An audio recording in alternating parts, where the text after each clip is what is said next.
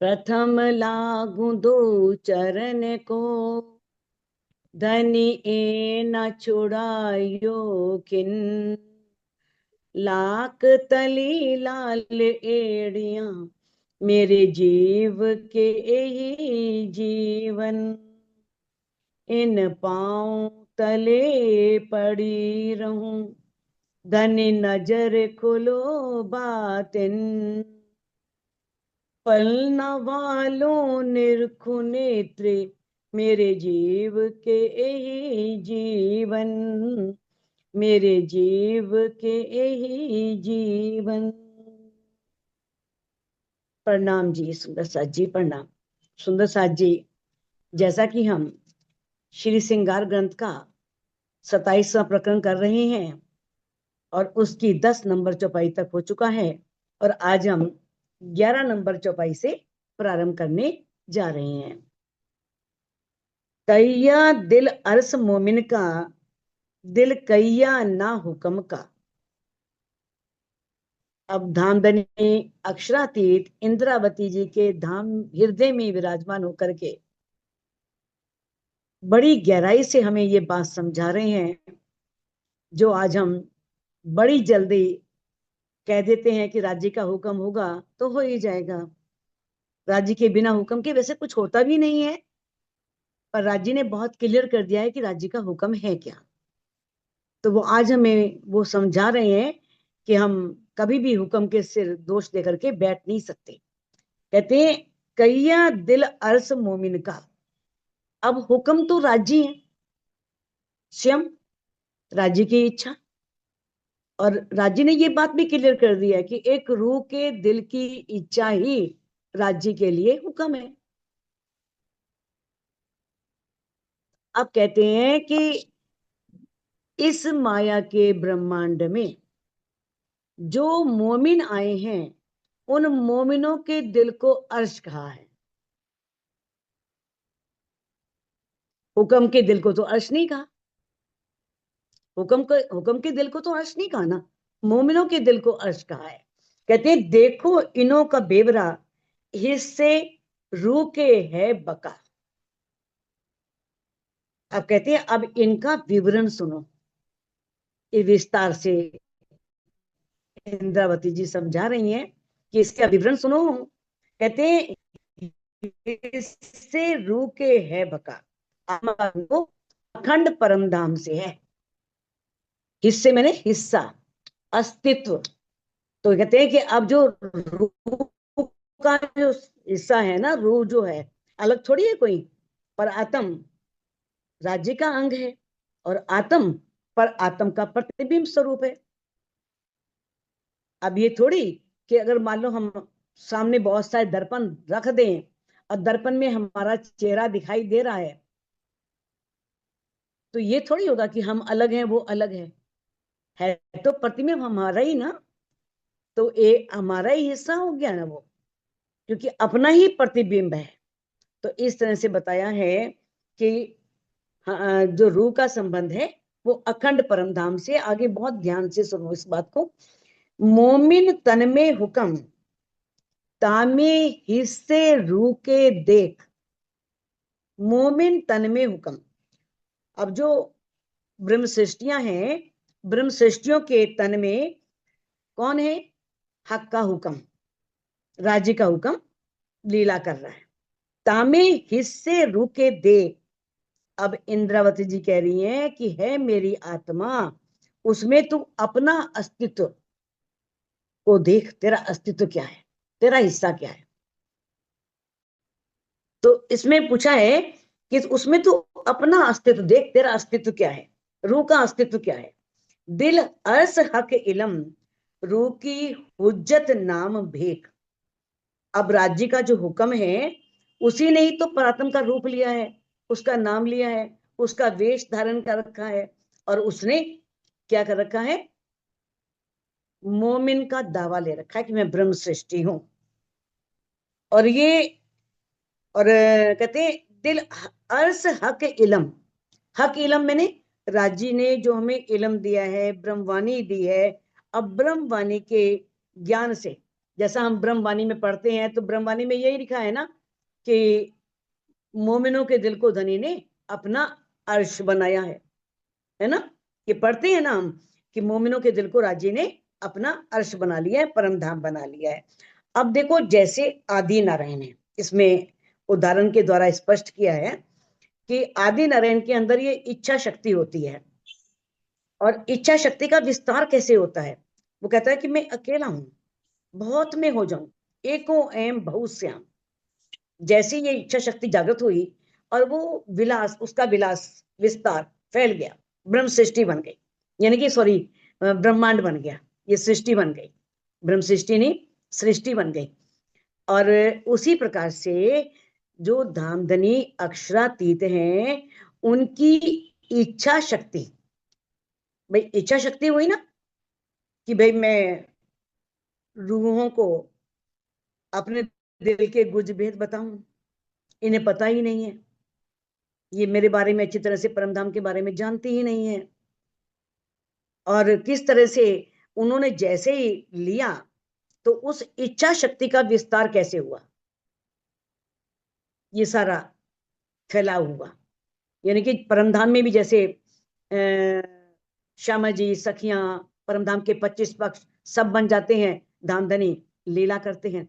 और इस माया के ब्रह्मांड में उनकी इच्छा शक्ति ने ही, पर आत्म का जो प्रतिबिंब था वो सुरता के रूप में आकर के जीव पर बैठ गया, जिसे हुक्म की सुरता कहा जाता है। तो कहते हैं कि जो राज्य का ही जो हुक्म है, हुक्म का जो विलास है, उसी में आत्मा का स्वरूप है, आत्मा का स्वरूप उसी के अंदर निहित है। यानी कि उसे हुक्म की सुरता भी कहते हैं, हुक्म ही आकर के जीव पर बैठा है। राज्य की हुक्म यानी कि राज्य की इच्छा शक्ति नहीं, पर आत्म के प्रतिबिंब को जीव पर बैठाया। और वो वहां पर जो परात्म है वो कुछ देख नहीं पा रही है, और वो राज्य के दिल में देख रही है, और ना परम धाम देख पा रही है, ना राज्य को देख पा रही है, इस माया को देख पा रही है। तो अब कहा है कि ये क्या कहा है कि जो कदी रूहें इत है नहीं, अगर मान लिया जाए कि यहाँ पर रूहें आई नहीं, आई नहीं, भाई ये बहुत बड़ा प्रश्न उठता है ना, रूहें आई नहीं तो उन्हें गुनाह क्या लगेगा, कैसे गुनाह लगेगा। जो कदी रूहें इत है नहीं, अगर मान लो रूहें यहाँ पर है ही नहीं, तो भी एता मता लिए आमर, आमर बोलते हैं हुक्म को, आमर हुक्म। तो जो हुक्म है वो इतना अधिक ज्ञान लेकर के, तो ये हुक्म के लिए इतना ज्ञान आया। हुक्म तो स्वयं सब ज्ञान के सागर हैं, उनके अंदर ज्ञान के अथाह सागर हिलोरे ले रहे हैं। तो इतनी संपत्ति, इतनी निधियां, तो कहते हैं जो अर्श बका हक बिना, अब जैसे अखंड परम धाम है, अर्श बका मैंने अखंड परम धाम, हक मैंने पूर्ण ब्रह्म परमात्मा अक्षरातीत, उनके बिना वो हुक्म रूह का दावा लेकर के यहाँ क्या कर रहा है फिर। जब रूहें आई नहीं तो कैसे दावा ले रहा है रूह का, यानी कि रूहें तो आई है ना। इस बात को ऐसे क्लियर किया है जैसे राजी ने मतलब यानी कि इसमें व्याख्या में स्पष्ट किया है स्वामी जी ने कि जिस प्रकार से योग माया के ब्रह्मांड में जब महारास हुई तो राज्य ने 12,000 तन धारण किए। अब जो 12,000 तन धारण किए हैं तो राज्य के अंदर से ही निकले ना, बाहर से तो नहीं निकले ना। तो उन्हें राज्य माना जाएगा या नहीं माना जाएगा। क्या किसी और ने आकर के लीला की, राज्य ने ही लीला की ना, अखंड रास की सखियों के साथ।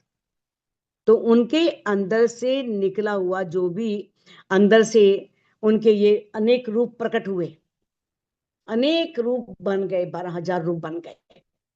तो उसी प्रकार से इस ब्रह्मांड में जो धनी की इच्छा शक्ति है, इच्छा शक्ति ने आकर के यहाँ पर रूह का दावा ले लिया, रूह के रूप में प्रकट हो गई, तो उसका भी अस्तित्व माना जाएगा।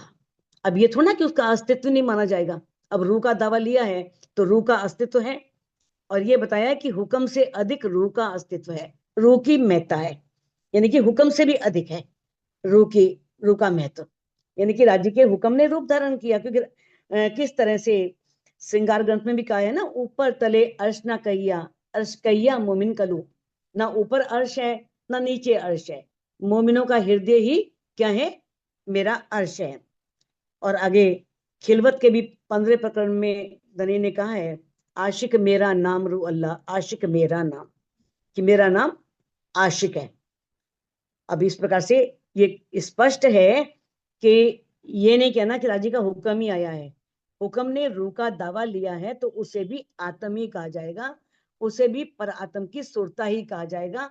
यानी कि रूह भी यहाँ पर, चाहे वो उस रूप में नहीं आई, लेकिन नूरी स्वरूप में नहीं आई। नूरी रूप ना धनी का आ सकता है ना रूहों का आ सकता है ना। वो तो नूरी स्वरूप में तो मूल मिलावे में ही बैठे हैं। धनी का आवेश स्वरूप आया और धनी की इच्छा शक्ति ने रूह का दावा लिया, तो उनकी जो इच्छा शक्ति है उसका भी महत्व है।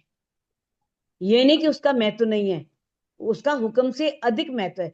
कितनी बड़ी बात है, राजी इसमें रूहों को अपने से भी अधिक महत्वपूर्ण कह रहे हैं। कितनी महत्ता धनी ने इसमें प्रकट की है। कहते हैं एता मता रूह का हुक्म के दरमियान।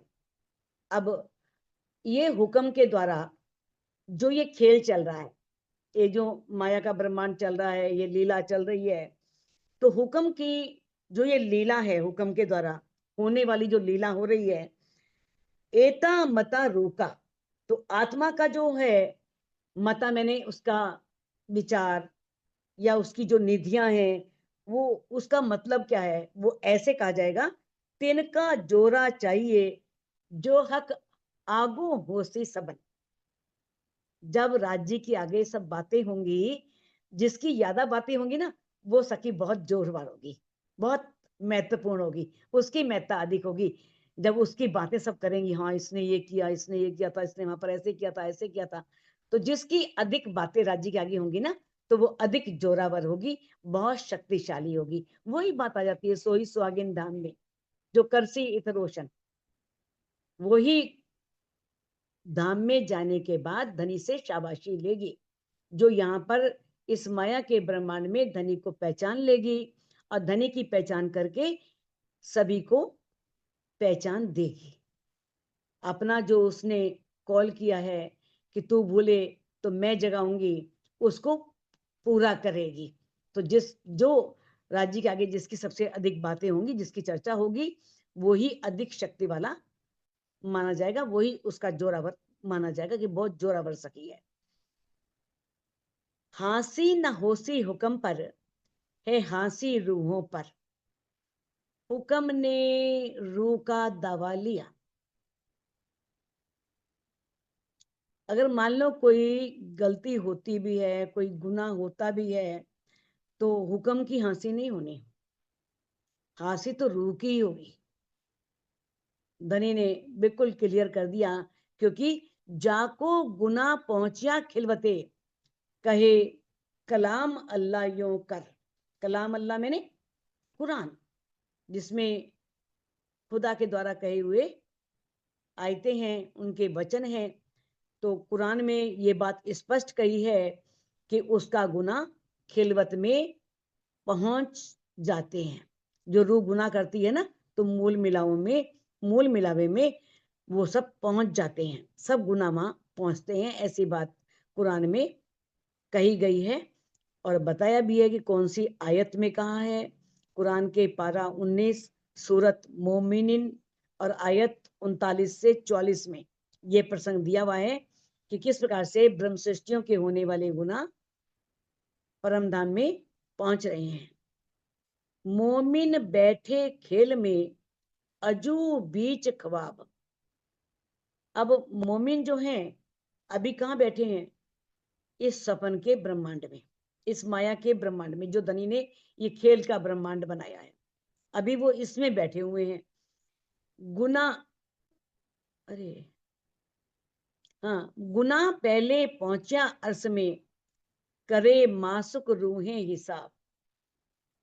जो रूहों के द्वारा होने वाले गुनाह हैं, जबकि परम धाम में एक दिली है, परम धाम में कोई गुनाह किसी पर लगने वाला नहीं है।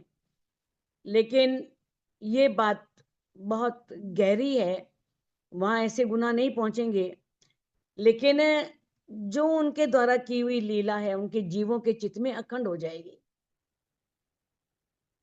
वहां बैठी हुई रूह योग माया में ब्रह्मांड में अखंड हुए जीव की सारी लीला को देख सकती है कि जिस जीव पर मैं बैठी थी उसने ये गुनाह किए हैं, ये गलतियां की हैं। तो कहते गुनाह पहले पहुंचा अर्श में, पहले सब रूहों के द्वारा परमधाम में पहुंचने से पहले ही उनके गुनाह जो हैं वहां पहुंच रहे हैं, जिसका हिसाब कौन कर रहे हैं? स्वयं राज्य कर रहे हैं। उनका हिसाब राज्य कर रहे हैं कि देखो मैं कितना समझा रहा हूं लेकिन फिर भी ये रूह मान नहीं रही, कितना मैं इसके लिए युक्तियां बना रहा हूं, उपाय कर रहा हूं इसको जगाने के लिए, लेकिन चाहे वो जगाना चाह नहीं रहे। राज्य के लिए क्या मुश्किल है भाई, वो चाहे तो एक सेकंड में एक चुटकी बजाएं और सबको जगा दें एकदम, है ना। लेकिन उन्होंने भी तो ये कर रखा है कि जो रूहों ने मांग रखा है सारा उनको दिखाना भी है। तो कहते हैं कि किस तरह से अब माशुक जो है वो उसका हिसाब लगा रहे हैं कि रूहें क्या कह रही थी और क्या कर रही हैं। इतनी हंसी तो होनी होनी है, नाम लेने के बाद भी अनेक देवी देवताओं को पूज रही हैं, अनेक मंदिरों में जा रही हैं, बहुत सी मनते मान रही हैं, मनते पूरी कर रही हैं। कोई कह रही है ऊपरी कसर हो गई है उसका झाड़ा करवा रही है, कोई कुछ कर रही है। तो ये हंसी तो होनी होनी है, और धनी सब ये देख रहे हैं। कहते हैं हक हुक्म तो है सब में, बिना हुक्म कोई ना है। देखो राज्य का हुक्म तो सब में है, क्योंकि हुक्म ही सुरता के रूप में सभी के तनों में बैठा हुआ है, तो हुक्म तो सब में है। बिना हुक्म कोई ना है, और बिना हुक्म के बिना कुछ भी नहीं है। सब राज्य के हुक्म से है, सब कार्य राजधानी के हुक्म से हो रहा है, उनकी इच्छा से हो रहा है। पर या में हुक्म नजर लिए और रू का बड़ा मता याम आए।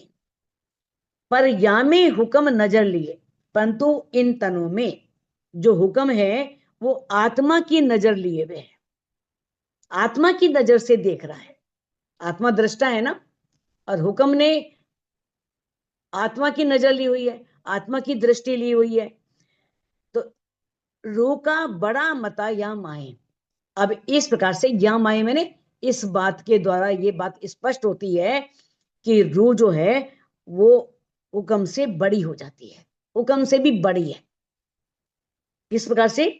क्योंकि पर आत्म की नजर जो है वो परम धाम में बैठी है मूल मिलावे में, और परात्म की नजर राज्य की नजर से मिली हुई है, किंतु धामधनी नहीं दिखाई दे रहे, परम धाम भी दिखाई नहीं दे रहा, और वो इस झूठे संसार को देख रही है। अब ये धामधनी के हुक्म की ये कारीगरी है, ये धामधनी ने एक बड़ी कुशलता दिखाई है, एक कुशल कारीगरी दिखाई है कि पर आत्म के संपूर्ण जितना भी पर आत्म का प्रतिबिंब है उस प्रतिबिंब को इस खेल में उतार दिया है। पर आत्म को नहीं भेजा, उसके प्रतिबिंब को, उसकी परछाई को, उसके प्रतिबिंब को यहां पर उतार दिया है। और वो पर आत्म का प्रतिबिंब जो है वो आत्मा के रूप में इस माया के ब्रह्मांड को देख रहा है, और उसकी दृष्टि ही इस खेल की लीला का रसपान कर रही है। कौन कर रही है? आत्मा की दृष्टि इस लीला का आनंद ले रही है। तो इस प्रकार से जो आत्मा है वो अक्षरातीत की ब्रह्मात्मा यानी कि अर्धांगनी है ब्रह्म सृष्टि। तो इस प्रकार से आत्मा की गरिमा अधिक हो जाती है, यानी कि राजी कहते हैं हुक्म से भी अधिक आत्मा महत्वपूर्ण है, रूह महत्वपूर्ण है। चाहे उसका प्रतिबिंब भी है, लेकिन प्रतिबिंब हुक्म से अधिक महत्वपूर्ण है। बड़ी गहरी बात है, आगे की चौपाई में क्लियर होगी। किस प्रकार से? कहते हैं जेता हिस्सा तन में जिनका, तो जोरा तेता किया चाहे। अब कहते हैं जेता हिस्सा तन में जिनका, अब शरीर में आत्मा है, हुक्म है, राज्य के हुक्म ने आत्मा का दावा लिया है, रूह का दावा लिया है, अब ये देखना है कि उनका अस्तित्व कितना है, हुक्म का कितना है और आत्मा का कितना है।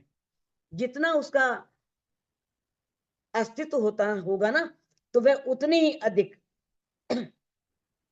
महत्ता को दिखाएगा, उतनी ही अधिक शक्ति को दिखाएगा।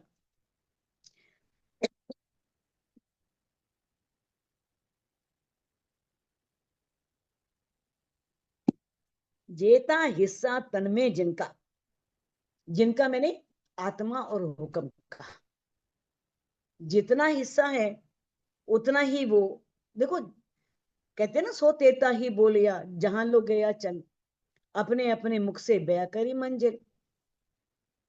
आत्मा का बल अधिक है ना, क्योंकि आत्मा का बल क्या है, इश्क।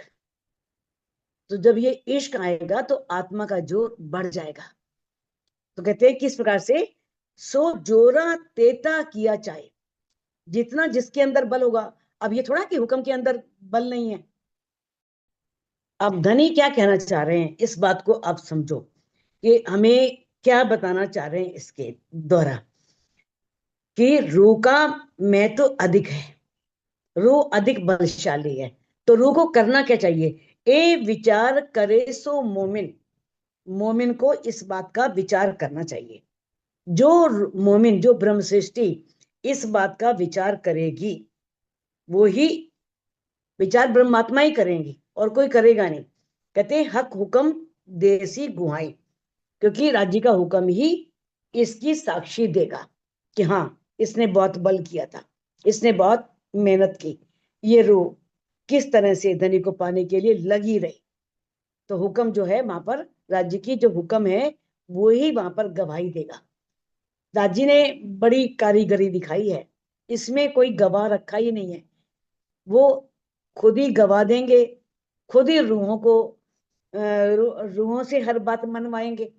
रूहों के सामने रूह कहेगी हाँ भाई किया था, ऐसा ही किया था, आपने किया था, हाँ मैंने तो ऐसा किया था, फिर भी मैं ऐसा कर रही थी, देवी देवताओं को पूज रही थी, है ना। किसी और से नहीं पूछना, रूह को ही साक्षी बनाएंगे। आगे चौपाई आएगी इस तरह की, देखना।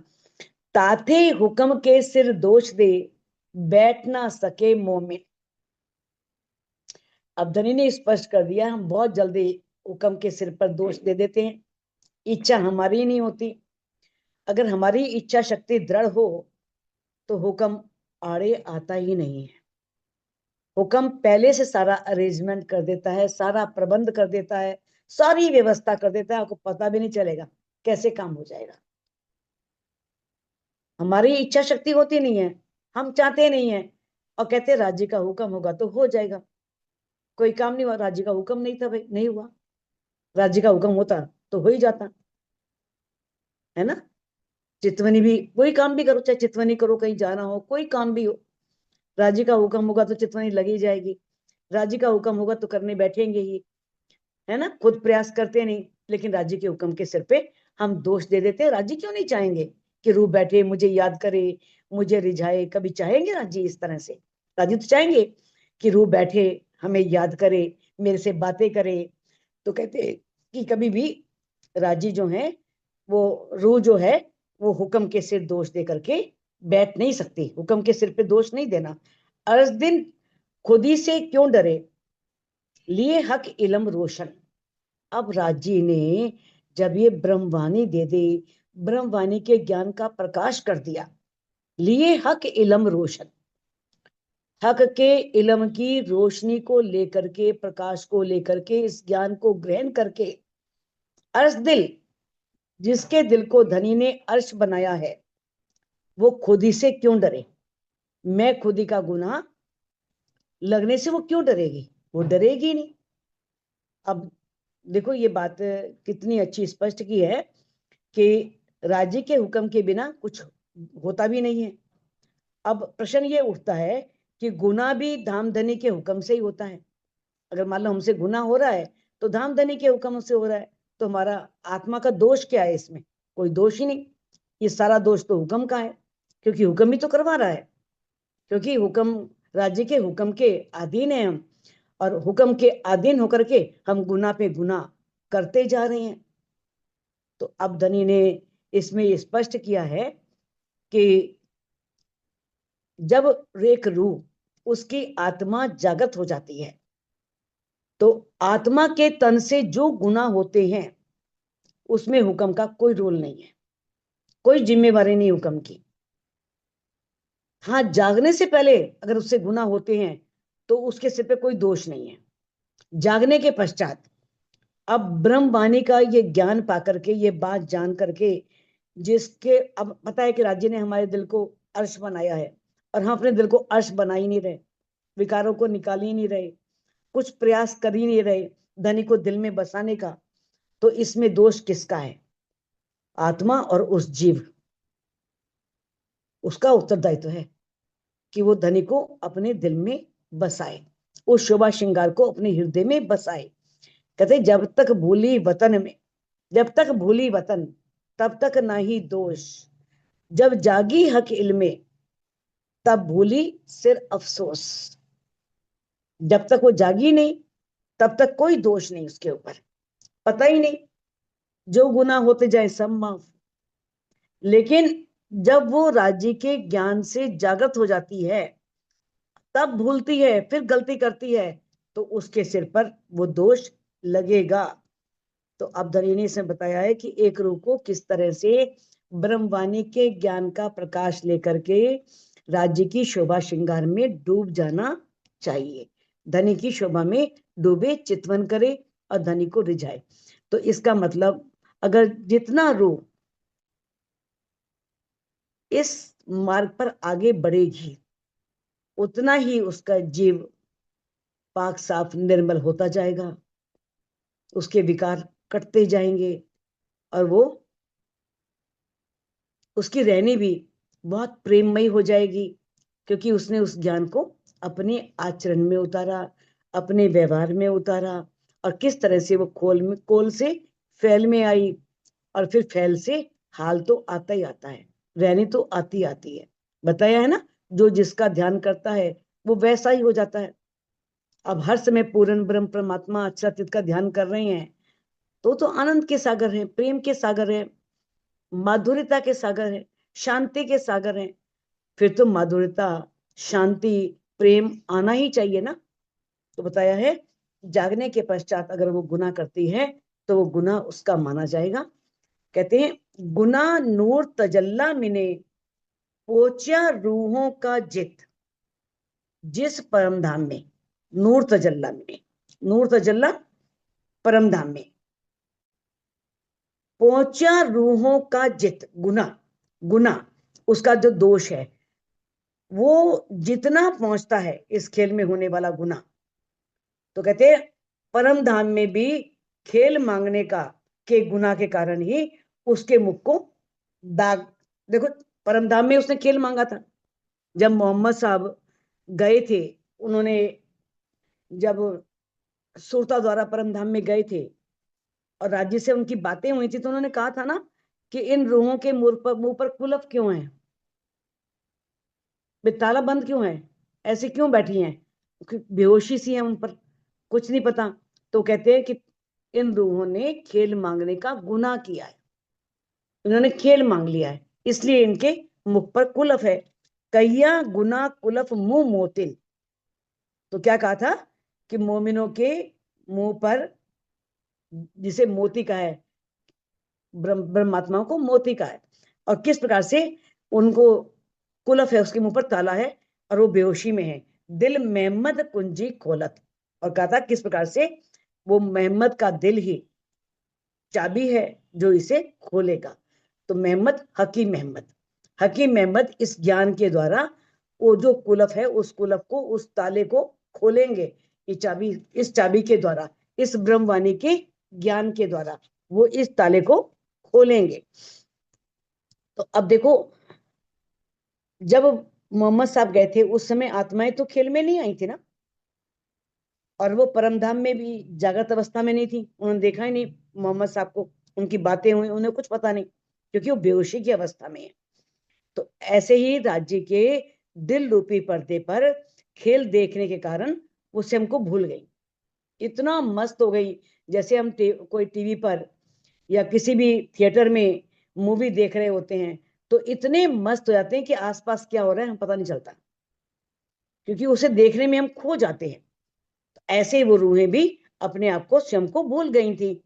अब धामधनी ने बताया है कि धामधनी ने हमें ये ब्रह्मवाणी दी है।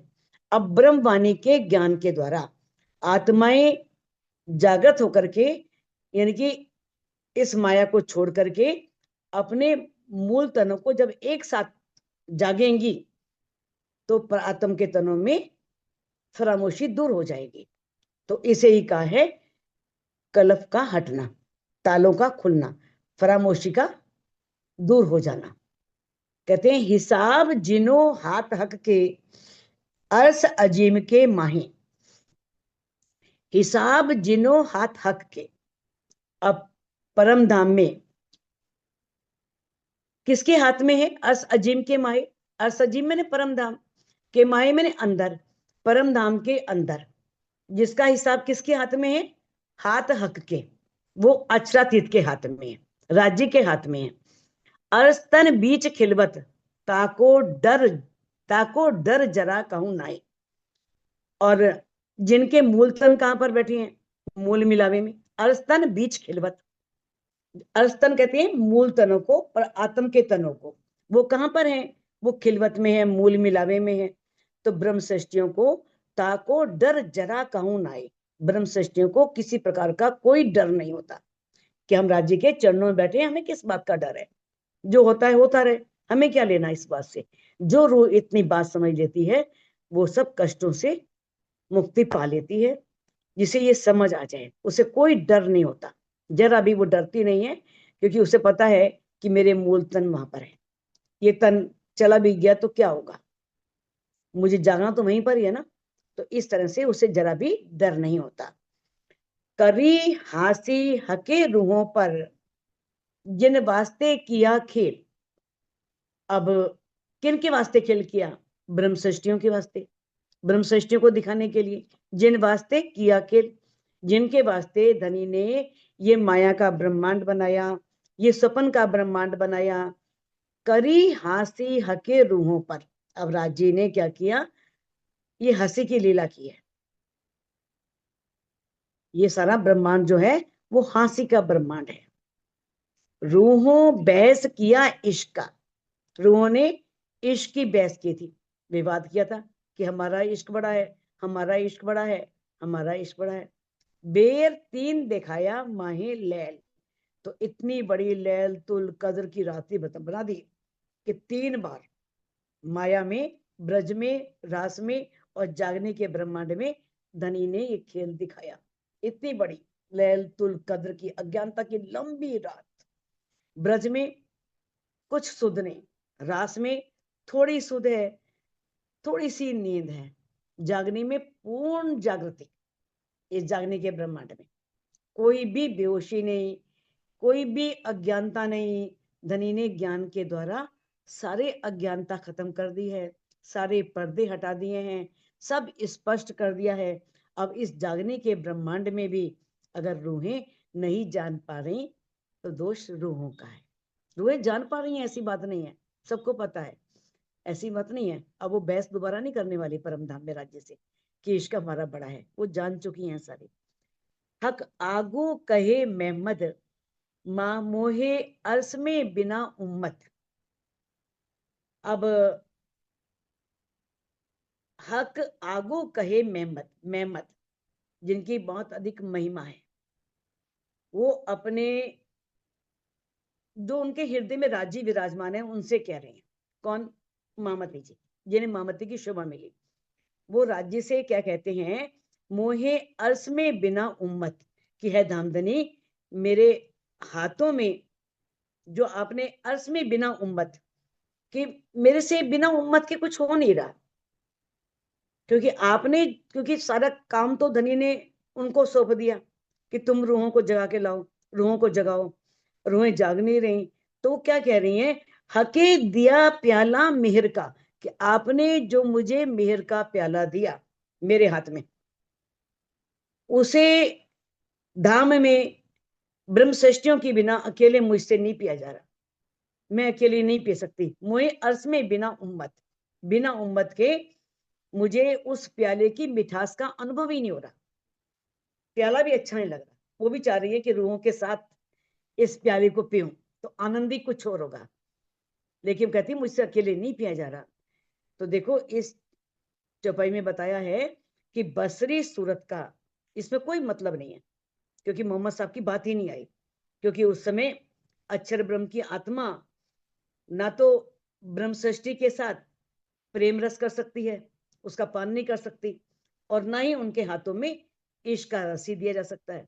तो ये बात सिंधी ग्रंथ में, यानी कि जो पहला प्रकरण है उसमें 42वीं और 43वीं चौपाई के अनुसार ये बात कही है, जिसमें मामती जी की आत्मा कहती है कि उन्होंने कहा है कि हे मेरे प्राण प्रीतम, आपने मुझे ये समझाया कि हे इंद्रावती, यदि तू अकेली होकर मुझसे मिल तो मैं तो इससे बात करूंगा।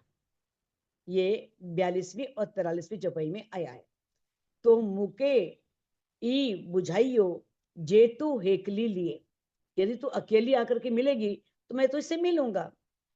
ते तो से करिया मालड़ी दीदार पन दिए, कहते तो मैं तुमसे बातें भी करूंगा और तुम्हें दीदार भी दूंगा। अब वो कहती है जाऊं हेकली की थिया बी लगाई, तो आपने मेरे पीछे इतनी लगा रखी हैं, अकेली कैसे आऊं। तोरे आए को कितई जे हिनके पल्ले सो। अब इंद्रावती जी कहती हैं मैं अकेली नहीं आ सकती, क्योंकि सभी आत्माओं को आपने मेरे साथ लगा दिया है। आपके अतिरिक्त आपके अलावा कौन है जो इनको संभाले, जो अमृत का, जो मेर का अमृत है उस रस को पी सके, तो आप ही हैं। तो कहती है कि मैं अकेली नहीं आ सकती, मैं अकेली नहीं, मेरे आपने मेरे साथ पूरी ब्रह्म सृष्टियां लगा रखी हैं। अब मैं अकेली कैसे उस रस को पीऊं, उसका आनंद लूं। तो सिंधी भाषा में बहुत आनंद है, धनी बहुत आनंदमयी, यानी कि सिंधी जो है वो सारी वाणी का एक निष्कर्ष है, एक निचोड़ है, सार है उसका पूरी वाणी का, सिंधी भाषा जो सिंधी में ग्रंथ है। हके दोस्त कहे ओलिए भय ऐसे बुजरक। अब धामधनी ने ब्रह्म मुनियों को क्या कहा है, अपना प्यारा दोस्त कहा है। जैसे कोई बहुत प्यारा दोस्त होता है जिससे हम सब दिल की बातें कर देते हैं, सब रहस्य कर देते हैं, इसीलिए कह रहे हैं कि वो भय ऐसे बुजरक, इसलिए उनकी महिमा अधिक है। इन्हों को देखे से स्वाब जैसे याद किए हुए हक, इनके दर्शन मात्र से ही संसार के लोगों को इतना पुण्य मिलता है जैसे मानो खुदा को याद कर लिया हो या पारब्रह्म की भक्ति कर ली हो। आता है ना, अभाविनो भविष्यन्ति मुनियो ब्रह्म रूपिना उत्पन्नो कलयुगे प्रधान पुरुष आश्रया कथा प्रसंगेन तान सर्वान पूजिशन्ति, कि कथा के प्रसंग से सब उनको पूजेंगे। और किस प्रकार से, उन्हें उनके साथ रहने से ही उन्हें मुक्ति प्राप्त हो जाएगी। तस्य पूजा प्रभावे ब्रह्म सृष्टि जीव सृष्टि उद्धरा, उनकी पूजा के प्रभाव से, उनके साथ से, उनके सहयोग से जीव सृष्टि का उद्धार होगा। ये बात जो इसमें आई है, तो ये कहा गया है कि सिर्फ इन ब्रह्म सृष्टियों की संगत से भी बहुत लाभ होगा। कहते हैं इन्हों को देखे से स्वाब, इनको देखने मात्र से, मानो यहाँ तो ब्रह्म सृष्टियों की बात हो रही है, तो ये परम हंसों के पास बैठने से, उनके दर्शन मात्र से ही बहुत लाभ मिलता है, उनके दीदार से ही इतना लाभ मिलता है। कहते जैसे मानो हमने राज्य को याद कर लिया हो, जैसे राज्य को ही पा लिया हो। जित पर जले जबराइल पोचिया ना बिलंदी नूर। अब जिब्रील को आप जानते हो, जिब्राइल जोश का फरिश्ता है। जब जिब्रील जैसे ही योग माया के ब्रह्मांड को पार करता है और आगे वो जा नहीं पाता, कहता कि मेरे पर जलते हैं। पक्षी नहीं है, कोई पक्षी है पर जल रहे हैं उसके, कहने का भाव यह है कि वो इतना अधिक बर्दाश्त ही नहीं कर सकता। कहते पहुंचा ना बिलंदी नूर, वो परम धाम के मूल मिलावे की, यानी कि परम धाम में जाने की उसकी सामर्थ्य नहीं है। बिना रूहे इसारते खिलवत, दूजा ए कौन जाने मजकूर, जो खिलवत की बातें हैं, मूल मिलावे की गुज बातें हैं, गुयतम बातें हैं, जो इशारों में कही गई हैं, ब्रह्म सृष्टियों के बिना कोई भी जान नहीं सकता। कहते हैं यहाँ पर जलना जो है ना, एक मुहावरा है खाली, जिसका अर्थ है मेरी शक्ति नहीं है वहां जाने की, मेरे अंदर सामर्थ्य नहीं है। इसका भाव ये है, वो कहता है कि मैं नहीं जा सकता, तो यानी कि अक्षर ब्रह्म के जोश का स्वरूप जो है वो जिब्रील कहता है, सत, जो सत्स्वरूप ब्रह्म को पार करने के पश्चात, कि मैं परम धाम में नहीं जा सकता।